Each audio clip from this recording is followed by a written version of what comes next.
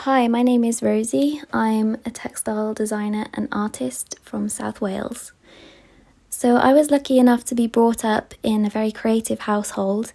Both my parents were from artistic backgrounds, and they always encouraged me to create and draw and make and write. And so through all of my childhood, that's what I was doing. I often lived in my imagination, coming up with fantasy stories and characters and creatures. And I think this theme of fantasy and imagination carries on in my work today. I create a lot of my own narratives which feed the designs and are very much an important part of my practice, not just the final outcomes. So also I think my love for embellishment and embroidery and all things shiny comes from spending time with my nan, and she created these very beautiful hand embroidered pieces, and they were so intricate and detailed, and I just remember feeling really enchanted by her studio. She had boxes and boxes full of beads and threads, and it was just so exciting. So that, I think, definitely inspired me to use embellishment later on in life. So I'd say that my love for history was important to me. So often my parents took me to visit historical landmarks like castles and standing stones, standing circles, and these felt like very magical places, and I often included them in my stories.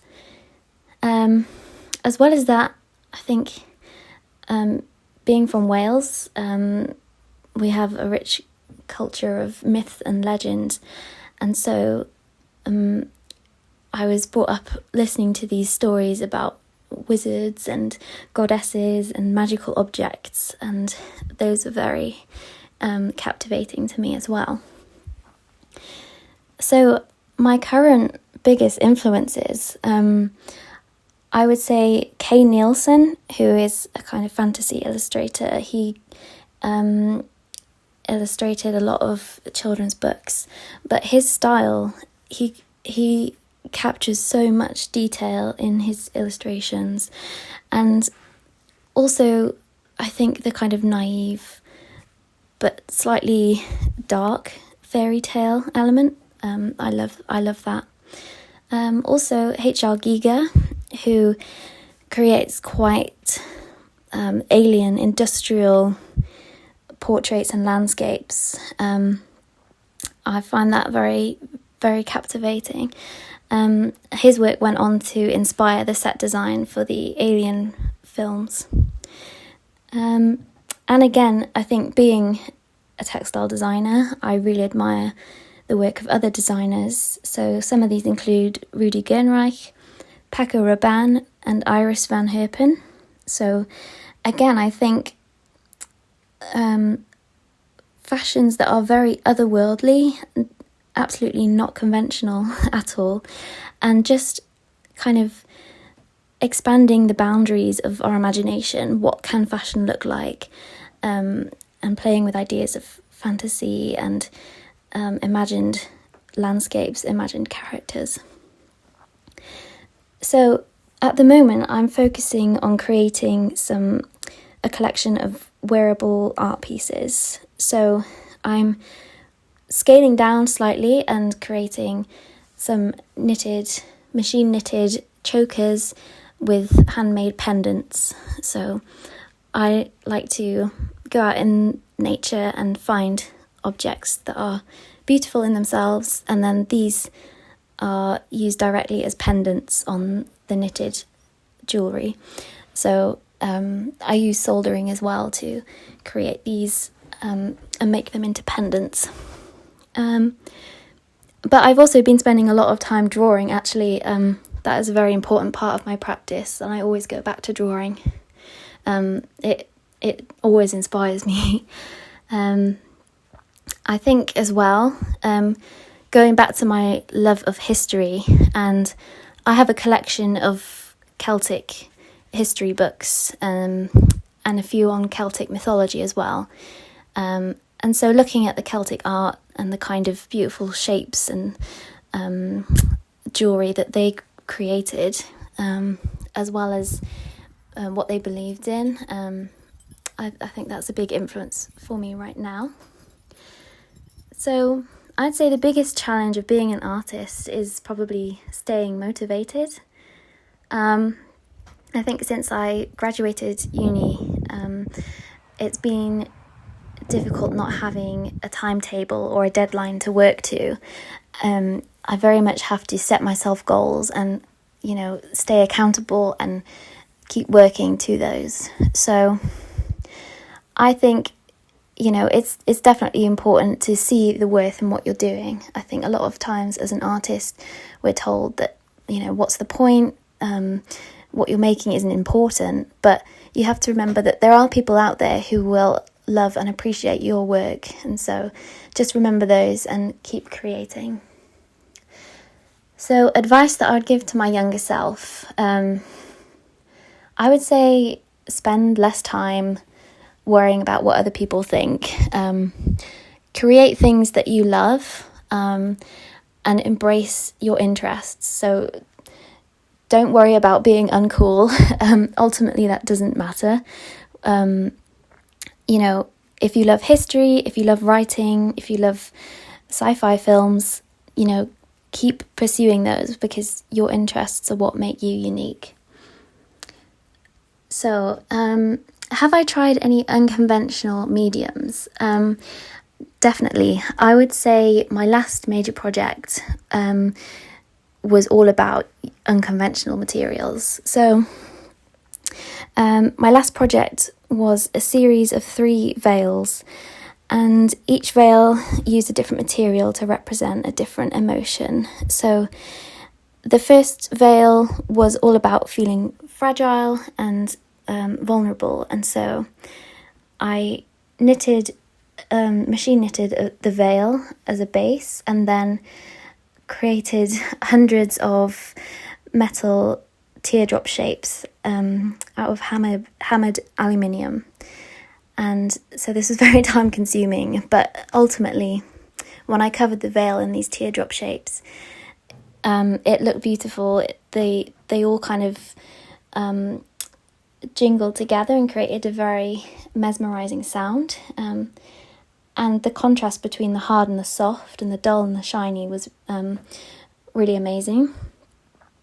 For the second veil, this one was all about transformation and moving from feeling fragile into feeling empowered. So this is all about kind of changing and growing and transforming. So to kind of encompass these emotions, I wanted to use crystals in my work. So I started experimenting with a lot of different recipes for growing crystals, and eventually found the perfect recipe to grow crystals directly onto the knitted veil. And so I was really pleased with the outcome. The salt crystals were very beautiful. They were very unpredictable, but I think that was part of their beauty as well. And it just kind of letting nature take its course and letting them grow was all part of the fun. So in the end, they were really sparkly, and they also altered the quality of the knit as well, kind of hardening it and making it more of a resilient material, which I loved. And then the third and final veil, this was inspired by armour, and it was made to convey feelings of resilience and strength and empowerment. And so I created, again, as metal embellishments inspired by chainmail, and also the chains along the edges, just to kind of really reinforce the themes of strength and empowerment. So that project was definitely very unconventional, and I think the crystals were my favourite part of that project. So when I'm working, when I'm really in the zone, I tend not to listen to music, actually. I'm just kind of very focused and very in the moment. I think especially when I'm working on my knitting machine, it can be very fiddly and very delicate. And so I'm just purely in silence, focusing on what I'm doing. And that's how I work best generally. But I think when I'm doing something a bit more relaxed, like drawing, I tend to listen to music just to help me feel encouraged and positive. So some of my favourite artists are Jack Johnson, Katie Melua, Ray LaMontagne, just people who have quite a positive but relaxing vibe. So the best reaction I've had to my artwork, I think, again, going back to my previous major project, The Three Veils. So it was about, those feelings of feeling fragile and then moving into feeling empowered. And so when I was exhibiting the veils at New Designers in London, I met an amazing woman who was really fascinated by the crystals, but then she asked me about the meaning behind it. And, we got talking and she got quite emotional, and she started sharing her experience as a woman and her feelings and her kind of frustration sometimes, but also the joy she felt. And so I'd say that was the most moving interaction I've had with my artwork. So I hope, first and foremost, that people just think that my work is beautiful to look at. I love creating works that are very intricate and putting a lot of time into the work. And I hope it's something that people have never seen before, something that doesn't really look like it's of this planet. But as well as that, narrative and emotion is a huge part of my work. So I hope that people can search a bit deeper in the work and find those stories and those meanings, and just come away feeling a bit happier for hearing that. So thank you very much for listening to my story. I've got some exciting things coming up in the future. I have an embroidery fellowship so that I can learn everything about hand embroidery and improve my skills. And I also have a residency coming up. So I'm really excited for that. So thank you for listening. Bye-bye.